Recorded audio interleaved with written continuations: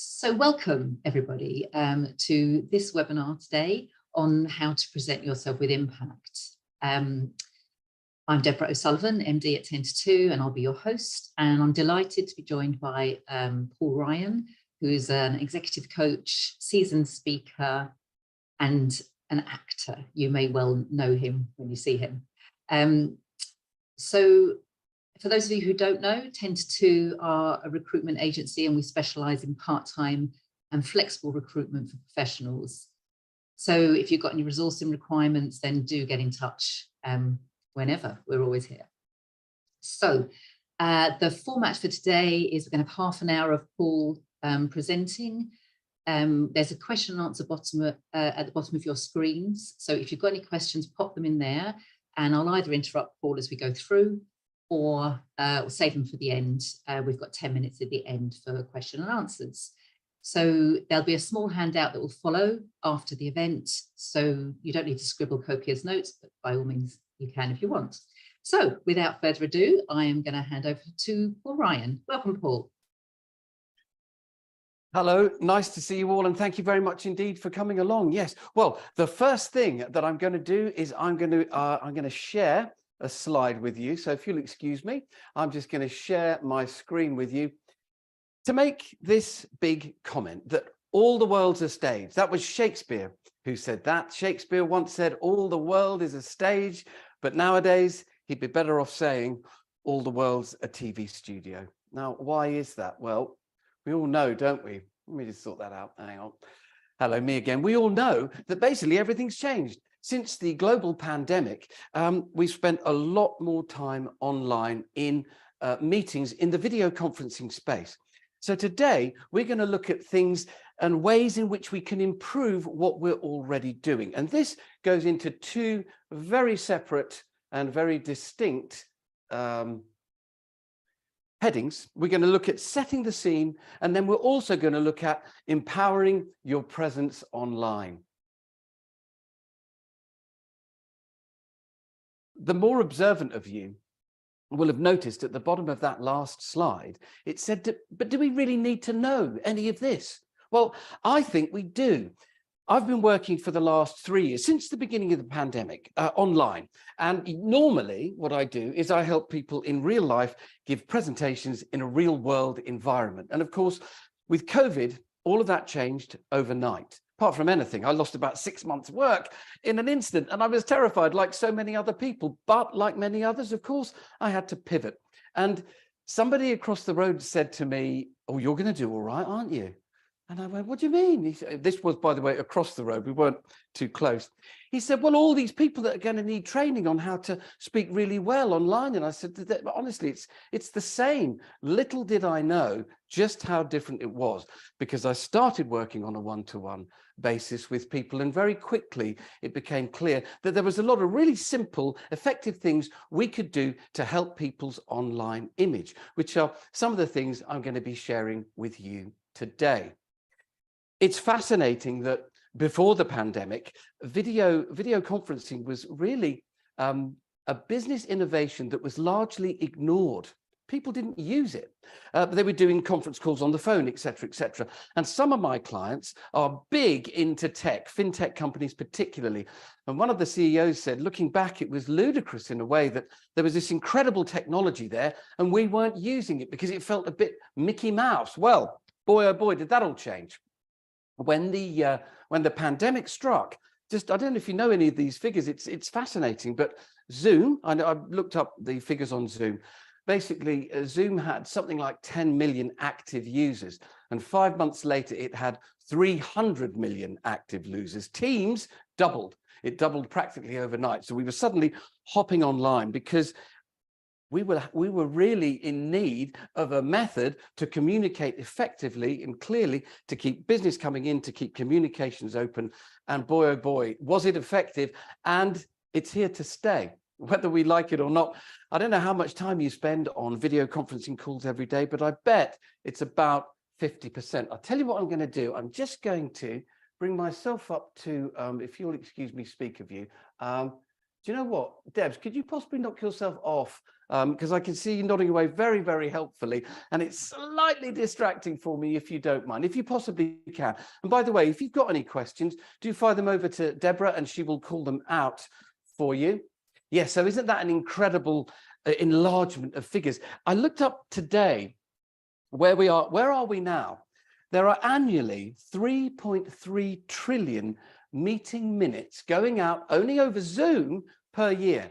That's billions of live stream seconds every day. It's incredible. And right back at the beginning of the pandemic, we were on a very steep and rather uncomfortable learning curve, weren't we? Based on nothing for most of us really, other than goodwill and guesswork. Well, now I think it's time to really have a look at how we can, if you haven't already, how can we improve our online image?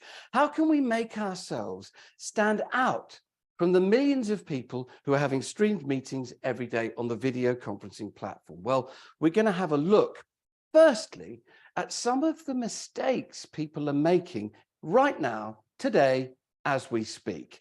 I've run courses from my streaming studio here, like I said, for the last couple of years, and it never fails to surprise me when I've got 8 students up on my screen, just how little thought, I hate to have to say it, how little thought they've put into their online image. So let's have a quick look, folks. I'm going to share my screen with you one more time now.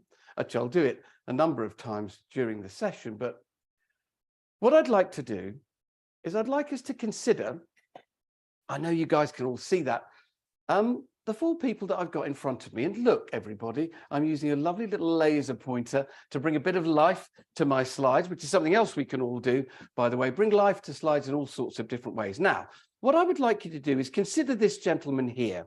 What's good about his online image and what's not so good? I'm going to give you a moment to think about that, while I tell you that actually it's fascinating that all of these images that you're seeing, I took on my phone from a TV show called Newsnight. I'm sure you've all heard of it. We're UK based. Sometimes I have to consider an international audience. But yeah, we all know Newsnight. It's on BBC Two. And these photographs were taken about 3 months into the pandemic. And it's fascinating to think that all the people on screen here are broadcasting to the nation from their own home. And there are certain things they could have done to have improved their image. But listen, have a quick think. Obviously, we're not calling out today, so I'm going to go through what I think is good and not so good. Now, this gentleman here is actually a member of the House of Lords, hugely intelligent man and fantastic brain. But I have to say, there's no evidence that he's got a brain because he's cut his head off. All right? First things first, we simply cannot see the top of his head. Often what you'll see is people, if you look at the little image of me, they'll be streaming and you can't actually see their chin. It's really important that we make sure everyone can see our full face, all right? What about his background? Now, I think that's a pretty chaotic, unthought out background. And we'll look at that in a little while. Okay, he's well dressed. He's properly presented in that way. Where's he looking? Where's he looking? He certainly isn't looking at the camera. So that's a big stumbling block to being able to connect with your audience. All right. I think that's pretty much it. Somebody said, oh, he's quite smudged. He's quite smudged, which confused me for a while. They said, why? And the only thing I could think of is that the cameras on our desktops and our laptops are actually pretty good. It struck me that what he might have done is lifted up the lid of his laptop after having had fish and chips and he's got grease all over his camera. So a very simple tip is make sure that you've wiped the camera on your laptop or desktop before you start streaming, because if people can't see you, it's very, very difficult for them to want to stay with you. Now, we're going to move over to this lady here. There's some really good things going on and some things that aren't helping her. The one major positive is that she's definitely looking at the camera, which is a huge bonus. Now, she's working from home. I think the light is pretty good. It could be bettered if she had some natural light coming toward her, but let's face it, this is live streaming at 10:30 at night. I'd have put a little light in front of my face so that I don't have downlight, so that they can see my eyes looking at the camera. This lady is undermining her ability to communicate with her body language, because all we're seeing is her head. Okay, there's a lot of her head going on here. We'll go through ways in which I think we can improve that in a little while. And there's another thing, which is that her background could so easily have been better organized if she just jiggled her laptop to the left. Then she'd have been properly framed by that doorway, and we wouldn't have seen, with all due respect, her light switch off in the corner. It's just an unbalanced image. Right, this gentleman here, there's lots going on that I really like. He's got a nice plain background. He's properly dressed, as it were, properly dressed for the particular meeting in mind. And the difficulties here are he's not looking at the camera. This guy is streaming. Whatever it is he's saying to the whole nation, you know, and he's not connecting to the camera. Also, he isn't centered. He's slightly off to the left of his screen, and he's hunched. You can see that because of the buckled nature of his shoulders. We'll look at all of this. And of course, this lady here is doing something really brilliant. She is looking at the camera, and she has got fantastic natural light at her facility, but she's put that natural light behind her, so she's thrown herself into silhouette. Now, like I said, it's very difficult for people, it's very difficult for people to be able to engage with you. They can't see your face. It's a real problem. So she could have made that a lot easier for herself had she made a different decision about her lighting. Now, I'm just going to come out of screen share. I'm having a slight difficulty today because I'm using, there we go. Yes, for some reason, using the laser pointer is slightly making it a difficult maneuver coming in and out of my slides. So I hope you bear with me on that. Okay, so now we're going to do our setting the scene, okay? And there's a number of fundamentals here that I want you to consider, bearing in mind all that we've seen with those 4 slides, okay? First things first, I want to show you another example of how the majority of calls on video conferencing look. How often have you seen people like this? Like that? Yeah, look, I've got no top of my head. Yeah, like this. Okay, this is very, very common. We have to think in terms of our relationship to the camera so that people can see our body language. Now, I never lean. This is a big learning point here. When you're involved in a video conference call, don't lean on anything. Try not to lean on your desk, because it makes you too big on the screen, but it also makes you slouch, which isn't going to help you think. A lot of your meetings are going to be really, really important. Well, they're all going to have a level of importance, but you want to be able to think clearly. And when we slouch, well, let me just show you what happens when we slouch. This is my operation here. I've got nothing to lean on here, or have I? Well, that's a matter of fact, yes. I could lean on my armrests. Let's see what happens if I lean on my armrest. Okay, so I've got a pretty good online image. Now, look what happens when I lean. I'm diminished in the screen, but also look what happens to my posture, right? Leaning, bang, I am now slouching. That's meaning that when we slouch, we actually compress the lower third of our lungs. And the lower third of our lungs holds 2/3 of our lung capacity. So we're not helping ourselves breathe effectively and therefore think effectively. I'll just cut back to my other camera. I'm about 3 foot, 4 foot, forgive the, what's that, 1 meter something from the lens of my camera, okay? Now that's really important.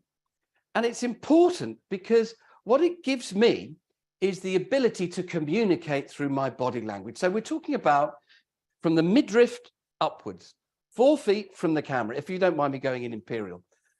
This means that when I gesticulate, when I use my body language, you, as the viewer, can see it. It's a really weird thought, this, but we have to learn how to become TV presenters, really, when we're on this, when we're in the video conferencing space.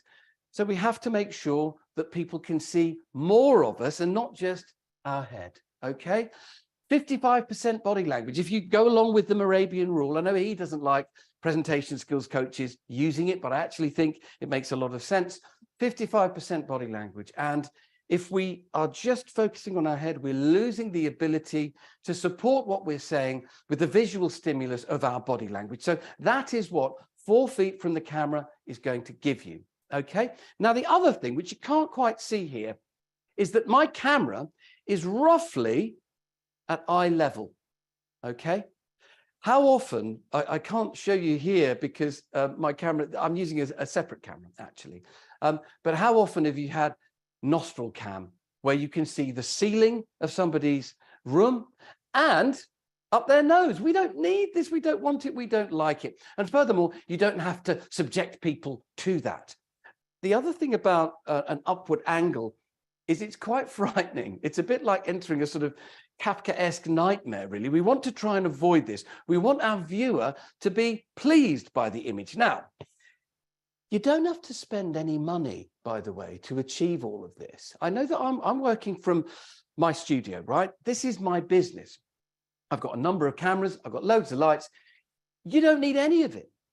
We're all being asked to work. I mean, obviously, if you're in the workspace, there's different choices you need to make, but often we'll be streaming from home. And you don't need to spend anything to enhance your online image. You just got to make a few decisions that will improve it. And one of the things you can do is get a box to put your laptop on, okay? If you pop your laptop on a box, you are then more likely to have your camera at eye level, okay? And that just means you're better centered in the middle of the screen. Here's another thing as I look. And actually, this is really brilliant. Deborah, you're doing a brilliant example of this. I don't have too much headroom, do you see, on my video image. Look what happens when I've got too much headroom. Again, I'm diminished. Again, I'm diminished. Yes?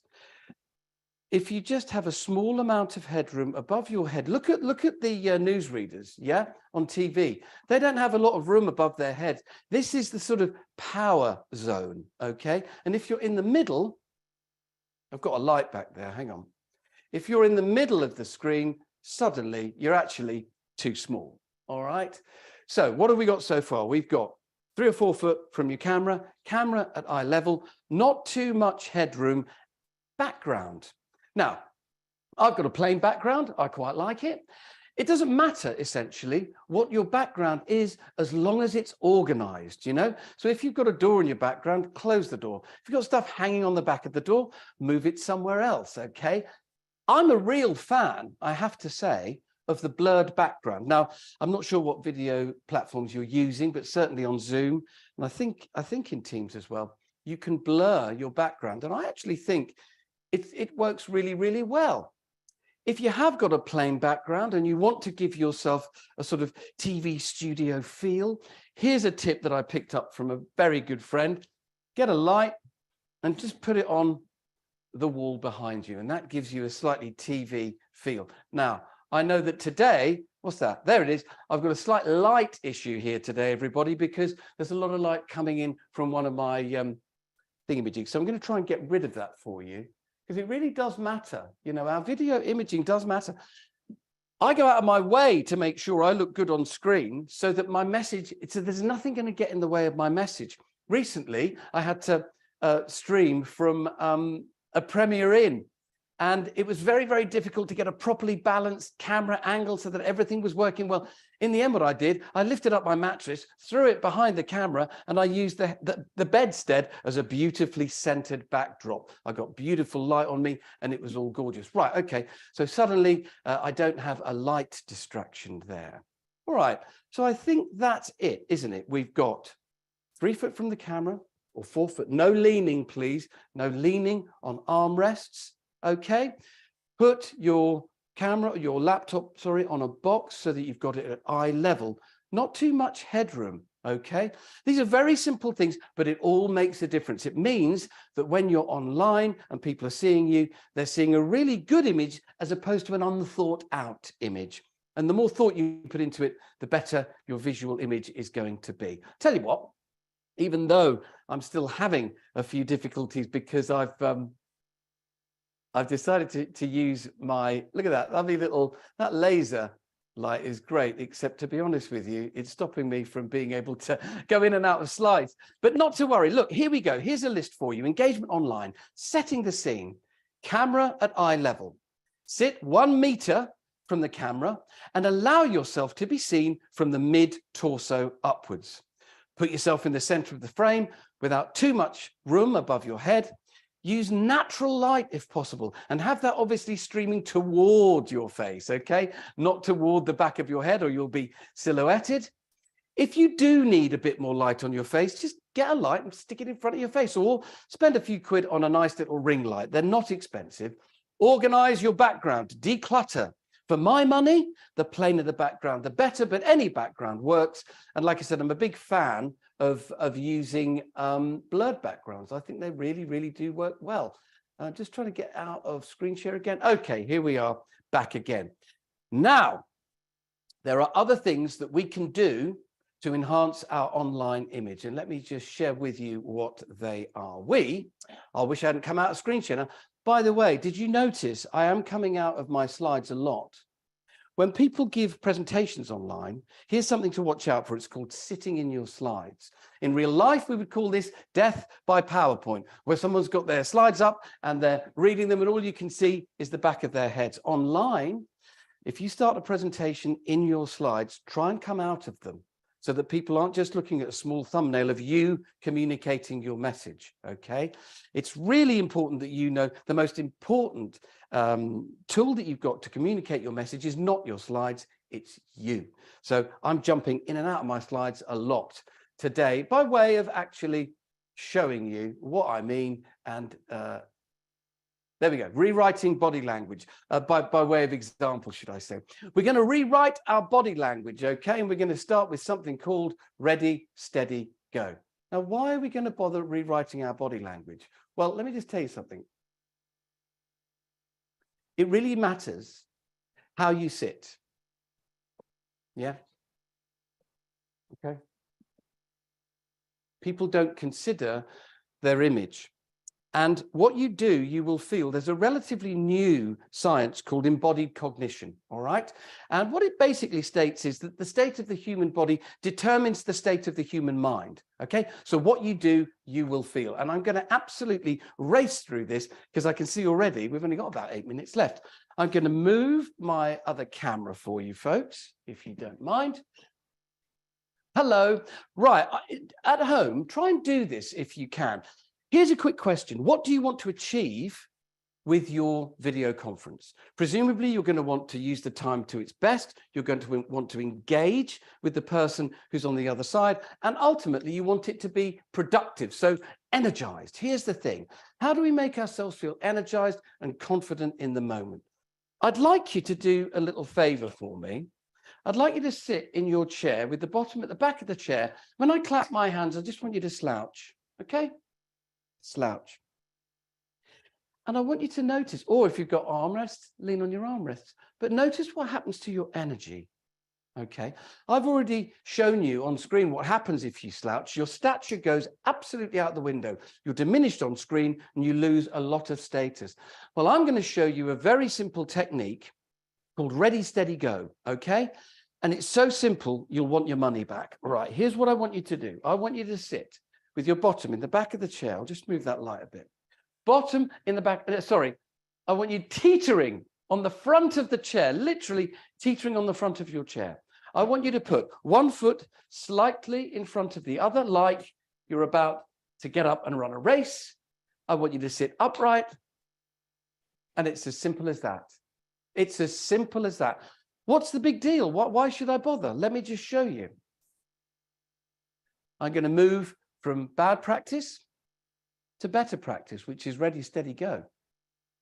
Sitting on the front of my chair, nice and upright. Yes, simple as that. Do I look better? Yes, I do. I'm going to simply slouch a bit. Can you see how I'm diminished on the screen? Absolutely. So it's as simple as that. Now, I'm going to actually empower myself even more on screen by using my chickens. What do I mean by chickens? Forgive that. I mean this, simply this. Take the palms of your hands and rest them on your thighs. so that you've got room for a small chicken under here and a small chicken under there. It sounds crazy, it sounds stupid, but actually it's very effective, and it's something of my own invention. Let's just see the difference, shall we? So I'll just get me a little light, make sure that's lovely. Good. Again, we're going to go from bad practice to good. In fact, let's make it really bad practice. Yeah. How many times do you see a Zoom like this, somebody on a Zoom like this? 4 foot, camera at eye level, not too much headroom. Ready, steady, go. I'm nice and upright. Now watch this. Watch this. Chickens. Bang. Look how empowered I am. Look at Deborah. My goodness me. This is fantastic. It just means that you're filling more of the screen and you're more empowered on the screen, okay? It's such a simple trick, and it's not going to stop you gesticulating. It's only a starting position, all right? And it doesn't stop you from using your hands to underpin what you're saying. Remember, the more people can see of you, the less suspicious they'll be of you, all right? Now, lastly, let me just check the time here. Goodness me, I can't believe it. Lastly, the rewrite, the body language rewrite. So we've had ready, steady, go. Okay. In fact, there's 2 things. There's 2 things. I want you to imagine, take a pen. If you've got a pen, I want you to put the pen between your teeth. All right. Nobody's watching. And you, Deborah, you don't have to do it. You're too glamorous for this sort of work. But look, here you go. You do that. All right. I'm going to count from 10 down to 1 backwards. I'm going to leave the pen in the same position. 10, 9, 8, 7, 6, 5, 4, 3, 2, 1. What am I doing? I'm smiling. I'm smiling. Business is serious, but it very rarely has to be po-faced, okay? Often when people get nervous, look, loads of people find it really nerve-wracking being in an online conversation, being part of a meeting online, giving a presentation online. But don't signal it. What you do, you will feel. If you fake a smile, your endocrine system is going to go bang, have some endorphins, because it doesn't know it's fake. And actually, here's something for you. I'm going to put everything in place, and I'm going to put the smile in place as well. Then I'm going to take one element away and see if it makes a difference. All right, bad practice. Good practice. Chickens, beautiful, gentle smile. Now watch me. It's not the same, is it? Suddenly, I'm quite funereal and a bit scary. Most of the time, what you're going to be doing in your businesses, I imagine, is sharing news to help others, or providing solutions. So it's all good news. There'll be times when it ain't good news. That probably won't be part of an online business meeting. But the point is, start with a smile, because it will communicate through the airwaves, or what do you call it, the wires. And it will help people to know that you are happy to be there.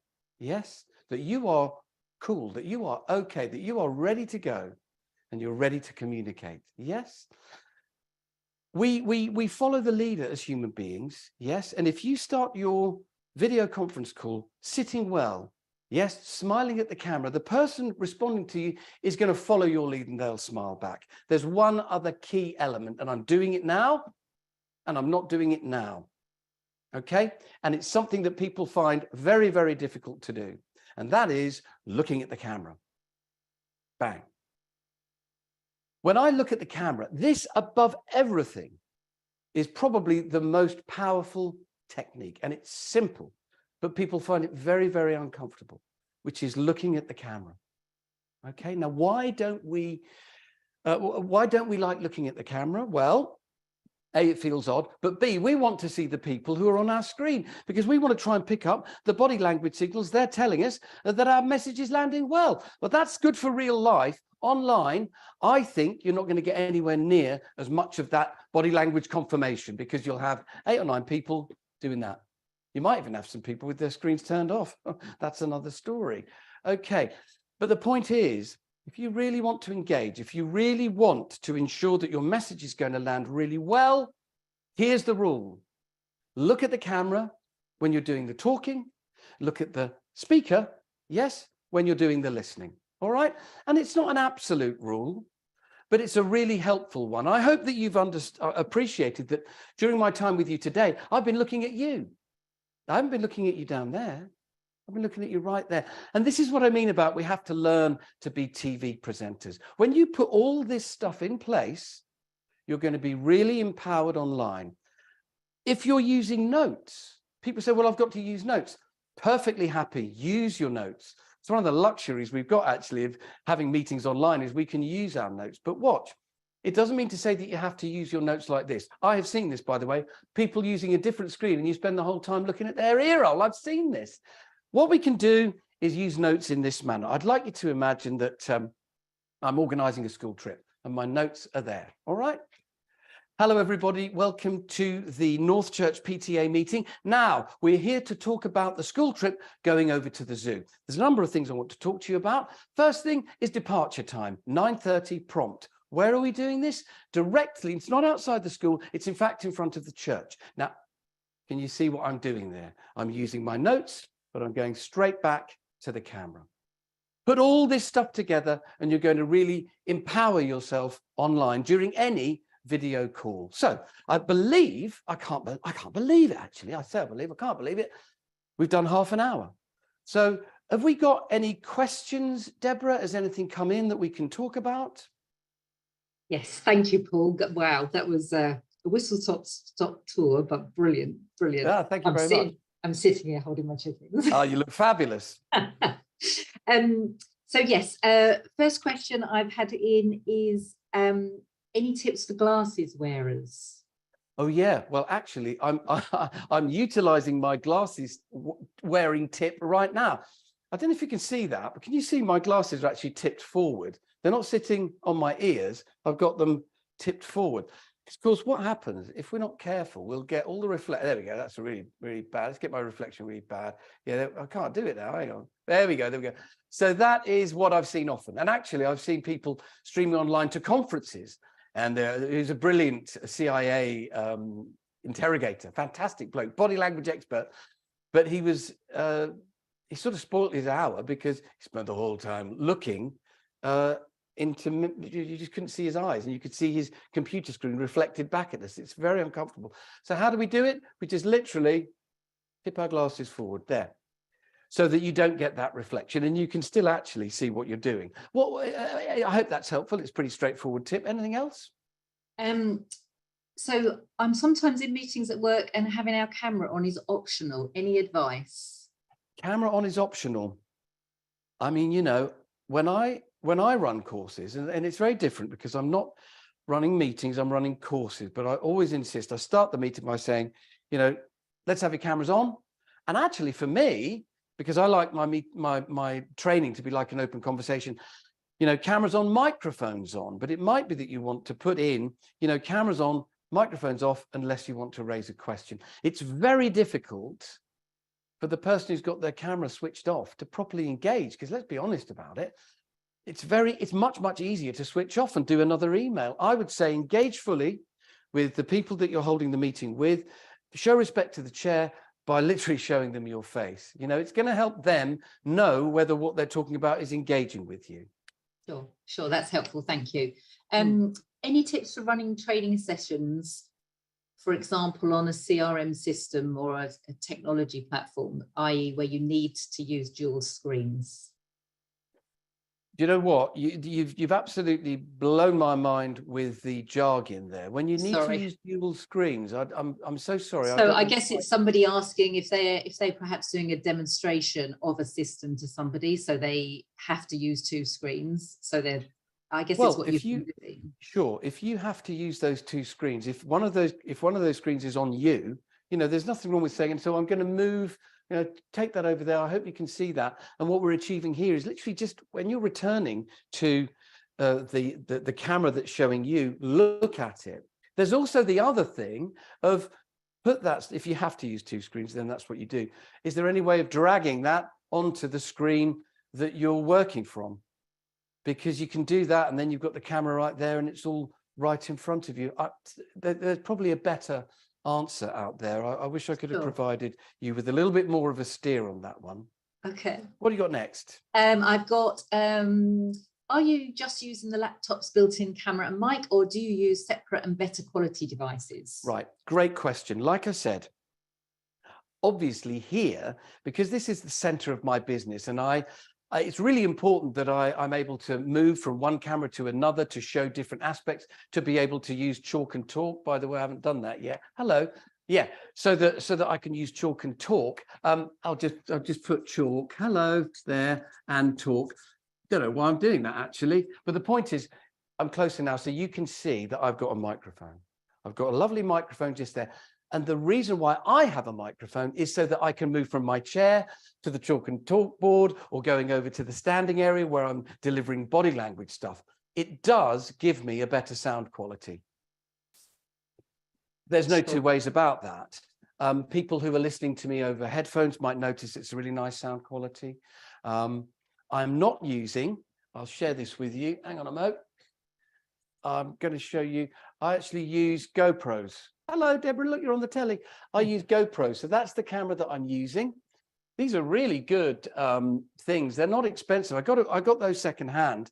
And again, you're just getting a better quality of image. Look, let me just put everyone at ease around this. You don't need another camera particularly, because the camera you've got on your laptop is going to be good enough. Of course, if you want to enhance your image, then get a really nice camera and plug it in, and you'll get the benefit of that. But I think one of the elements that, Deborah, you and I were talking about is that we don't want to encourage people to run around spending loads and loads of money where there's no need. I do it specifically because of what I teach and train. And that's my answer. You can do it and you will get benefit from it, but it's not strictly necessary. Sure. I've got someone here, tongue in cheek, saying, how do you sit on the edge of your chair for a 2-hour meeting? It's easy. It's easy. Well, actually, that's a really good question. I do. When I'm delivering, I will sit in ready, steady, go, perched on the edge of my seat. When I'm then going into a receiving mode, I will then take myself away from the perching edge of my seat and I'll sit more comfortably. All of this stuff, it's worth saying, it's a brilliant question in a way. This stuff is your default, everybody. Yes, the ready, steady, go, the chickens, the perching on the front of the chair. That's your default. That's where you start and that's where you move away from. Yes, during meetings, certainly. Once you've struck rapport, it might be that you do lean, that you do take your energy to a different place. But when you're delivering or when you've got a point to make, I would then always go into the ready, steady, go perch. You don't have to sit right on the very edge. I'm asking you to do that to make sure we're getting it absolutely right. If you sit halfway through, it's okay, but it doesn't give you that sense of coming at you. Do you know what I mean? Yeah, absolutely. Thank you. Maybe time for one more question. Are there any specific colours or clothes you should wear when doing an important meeting? Brilliant question. Just make sure you don't dissolve into the background. Obviously, you'll know the importance, the people that you're talking to. You'll know whether you want to go business casual or business smart. You can always spend a few quid. I didn't, but some do, on going to people like Colour Me Beautiful. So your colour schemes are great. But the really important point is make sure that you're standing, that your colours are making you stand out from your background. I think I did this once and I was wearing a grey shirt behind what was a grey background. And it wasn't the best question to ask because I wasn't really exempling what I should have done. So I made sure today that I wore a lovely blue shirt so that I stood out from my background. Lovely. Thank you so much, Paul. Well, I hope that's been really, really helpful for everybody. We'll end it there. As I mentioned earlier, there is a little handout that we will send out to everybody who's attended, and there will be a recording of this, which we'll also send out the link to. It normally takes about 24 hours, but we'll get that to you as soon as we can. So all that's left to say is thank you very much, Paul. That's brilliant. Thank you for your time. My pleasure. And thank you, everybody, for attending. We'll see you on the next one. Bye-bye.